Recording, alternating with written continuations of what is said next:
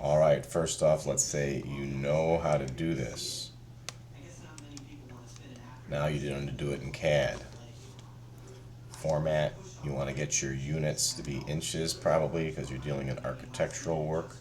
And then you got to also stay in your head that your forces and moments will have a unit. Learn to know where your base unit is. I'm going to make something 20 feet tall, but first I'm going to check what layers I have and realize I've got to learn to make layers. Make a layer. I'll go ahead and make a bunch all in a row here. 1, 2, 3, 4. Name your layers. How about this one? Rename. Calling this one supports. How about this one? Spine. We'll talk about why spine. How about this one above here? Supports again.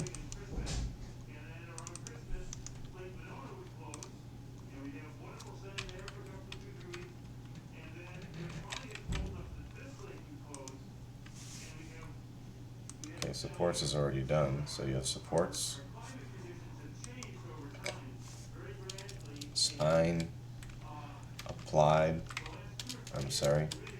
forces,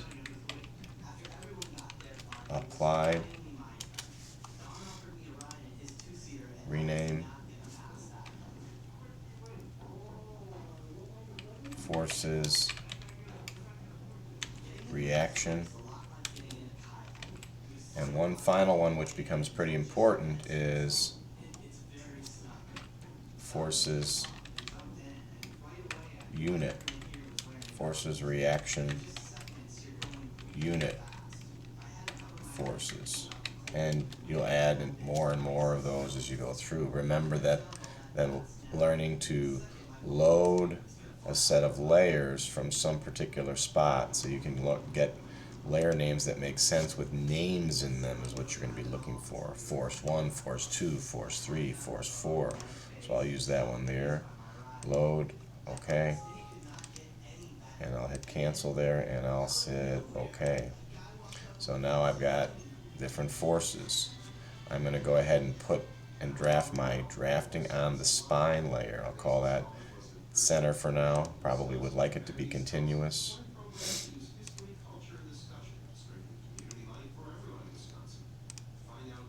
That's the center. Line type should be continuous.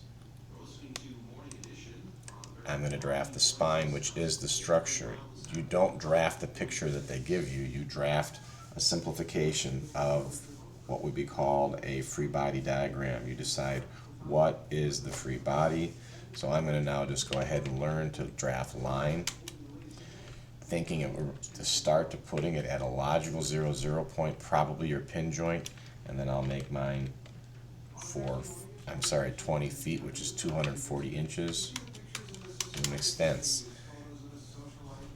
The next thing I do is draft the boundary conditions. So for that I go to either supports or more likely force reactions unit forces. I'll call this a pin joint on the right, so I'm going to go a line from the end or from the point of application,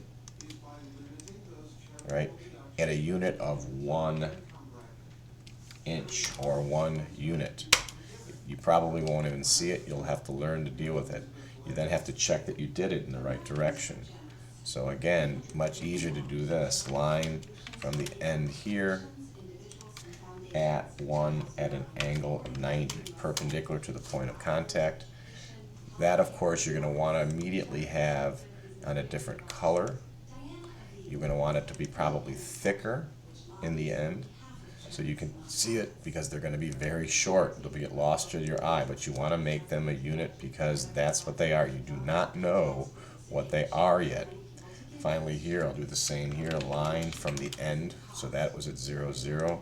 Now you've got 1 inch in that direction, and you've got line from the end here, and then 1 inch in that direction. You start to realize that turning off that icon becomes important. And now you have your unit forces drafted What's your final bit then? You are going to apply all of your applied forces so their tails are at their point of application. I'll just put one here. Assume we're going to ask this a question you know the answer to. Line from the midpoint. From the midpoint. And now you have to decide what your scale is for forces or kips. So you have to say in your head 1 inch is, and write it down on a sheet of paper on the drafting plane. 1 inch is 10 pounds, 1 inch is 100 pounds. So I'll just make this for now 1 inch equals 10 pounds, and I'm going to draft something 100 units coming down there.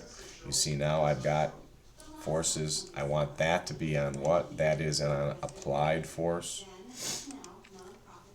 Once again, the layering and the coloring becomes important, and especially the line type is going to change. So forces applied, I'll put that in 4.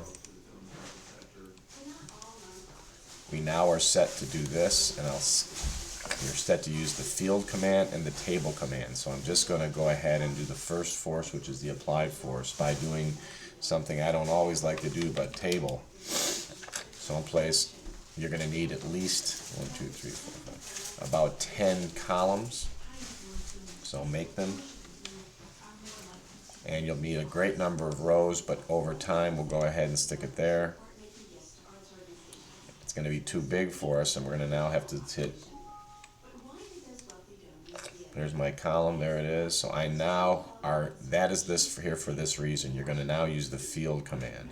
So you're going to go inside of this, and you're going to do the radial vector x, y, z, and the force vectors x, y, z with some other explanations as well. So I'm going to double click in here, right click, insert field, to object. You're going to select an object that will be your force if you can get it to work. And I'll have to try that again. So right at this point is when you have to sometimes learn to do this. V ports. No, I'm going to end this. Can't be stuck in. I'm going to hit V ports. I think I'm stuck in the table. There you go. Go down to here. V ports. 2 vertical works for me. Click over here. Zoom window. Zoom window. So you can see that relatively well. And over here now you can now double click inside again. Double click. Erase that because that's not what you want. You want it to do what? Right click. Insert field. Go to an object. Select the object. It's going to be a force. There's your object. What do you want? Well, the first thing you want is the start.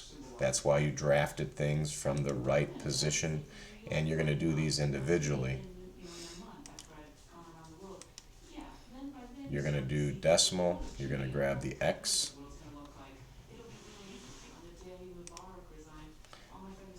And then you're going to go inside of here, and once again do right click, insert field, same drill.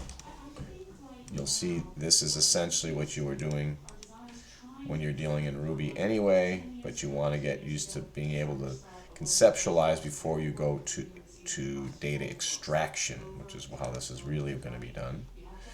Learning Excel, probably did that in estimating class. Click there, select my object. There it is. That's the change in the Y. And last one I'll do in this demonstration is going to be right click, insert field, same thing, object. You go to there, select the object. You're doing that for each forces. You're going for the start. You're going now for the Z, getting used to doing 3 dimensions because it is a 3D world. Select object. It did that. So that gave me that. I'll just start this next one.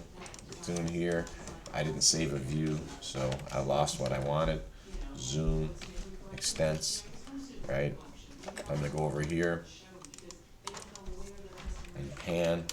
I'll just do the start of the next one because the start one is the force. So I'm going to go once again in that same row, double click inside, right click, insert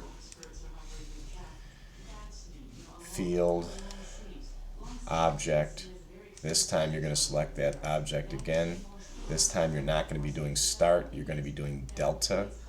You're going to start with the x. In other words, that's the change in x, which is the magnitude of the force.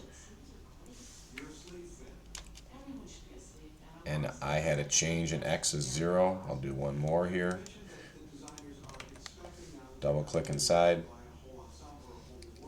Right click. Insert field. You're going to insert object. You're going to select.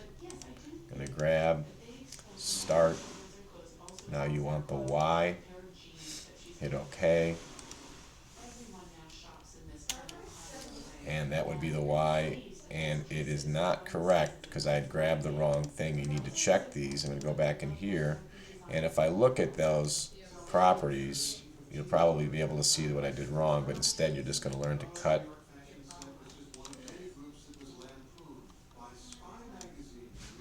Delete. So I'm going to go back into here. Right click. Insert. What? A field. What field? The object. What object? The force that we have, you want not the start, you wanted the delta and you wanted the y. Hit OK.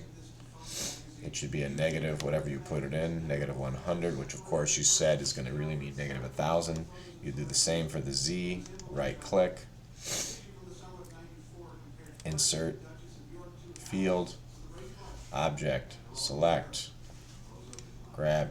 You'll see you're going to do this with data extraction, but you need to learn how to do this as well individually and learn to think about things in how the manual, the algebraic, the trigonometric, the geometric, the CAD, and the computation go together. So we're going to delta, once again decimal for z. And now you have in your table here for one force, 1, 2, 3, 4, 5, 6. You will do that for all of your applied forces, and down here you'll also do it for your reactive forces. What you'll eventually realize is that this area here has to be counteracted by an area above here for this simple system. But you know in the end the answer to this, the reaction here is half and half. Thanks for listening.